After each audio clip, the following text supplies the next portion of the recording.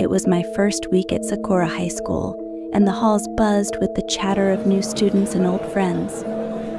I was determined to fit in, but the whispers that followed me through the school were about something far more sinister than high school drama. They were about Hanako-san, the ghost who haunted the third-floor girls' bathroom. I had heard the stories, the knocks, the soft voice that followed after you called her name. And as unsettling as they were, I was more curious than frightened. I loved adventure and wasn't afraid of facing my fears. So when I heard girls talking about daring someone to summon Hanako-san, I couldn't resist finding out if she was real.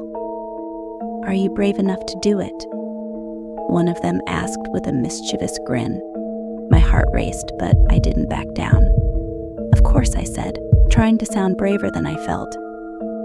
That evening, after school ended and the campus was empty, I headed to the third floor. My heart raced with every step as the empty hallways stretched ahead. When I reached the bathroom door, a sudden coldness swept over me. It felt like the building was holding its breath.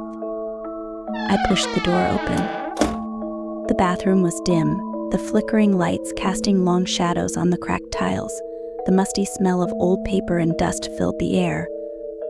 It was everything the rumors had described, everything that should have scared me. But I didn't stop. I walked to the third stall, my footsteps echoing in the quiet.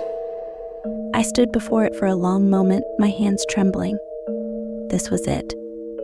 The moment that would prove I wasn't scared. I knocked 3 times. "Hanako-san, are you there?" There was no response. Just as I was about to walk away, a voice broke through the stillness. "Yes, I am here." My breath stopped. This couldn't be real. I kept telling myself the stories were just made up, but now I was standing in front of something I couldn't explain. My heart pounded as I slowly pushed the door open. Inside, standing in the dim light, was a girl about my age. She wore a red skirt and a white blouse that fluttered around her like it was made of mist. Her hair was dark and tangled, framing a face pale as the moon, but it was her eyes that held me, eyes that were hollow, yet filled with an unimaginable sadness. "Why have you come?" she asked in a voice that sounded too soft for someone so lost. I wanted to see if you were real," I said. She looked at me, her expression shifting from confusion to something darker. "I was once like you," she said. "A long time ago, I was just a girl. I was playing hide and seek during an air raid. My friends hid, but I sought shelter in this stall. The bomb. It took everything. Now, I'm trapped here, forgotten." I stood frozen, unable to speak. I had always thought of Hanako-san as a vengeful spirit, something to be feared. But now, hearing her story, I understood. She wasn't angry. She was lonely. "I remember you," I said, my voice breaking. I didn't know where the words came from, but they felt right. "I won't forget you." For a moment, Hanako-san's face softened, as though she didn't quite understand what I meant.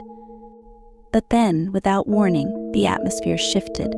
The temperature in the room dropped, and the lights flickered wildly.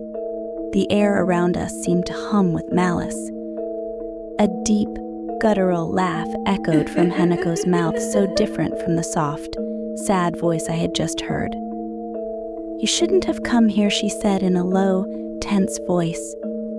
I froze, my pulse racing. Shadows reached out, and the door slammed behind me. I was trapped. I could feel the darkness closing in, could hear the whispers of lost souls in the wind, but in the midst of my panic, something snapped inside me. "Hanako-san," I cried out. "I remember you. You're not alone anymore. You don't have to be alone." For a moment, everything stopped. The shadows paused, as if listening, and Hanako's face relaxed, the menace disappearing from her expression. You remember me?" she asked, her voice trembling with something like hope. "Yes," I said, stepping toward her, my voice steady now. "You were loved. You still are. You are not forgotten." As I spoke, the room warmed and the shadows disappeared. Hanako's ghostly figure turned more human. I don't want to hurt you, she whispered, tears filling her hollow eyes. With that, the last of the darkness dissolved, and the lights flickered back to life. The room was bathed in soft, warm light, as though the sun had somehow found its way inside. Hanako smiled, her face still sad but no longer twisted in anger. "Thank you," she whispered, and with that she faded away, like mist in the morning sun. I stood there, alone in the bathroom, the echoes of the encounter still ringing in my ears. The air was no longer cold, no longer threatening. I had faced Hanako-san not as a ghost to be feared, but as a soul in need of remembrance. When I left the bathroom, I felt different. My mind was full of shock, but I also felt a strange peace. I would remember Hanako-san not as a ghost story, but as a lost girl who had finally been noticed. And as I walked through the empty halls, I realized that some ghosts are not meant to be feared, but understood. I never returned to that bathroom. Did Hanako-san's story haunt you as it haunted me? Share your thoughts below. Would you dare to summon a ghost, or would you run away? Let me know your take on this chilling encounter. Don't forget to like, subscribe, and hit the notification bell.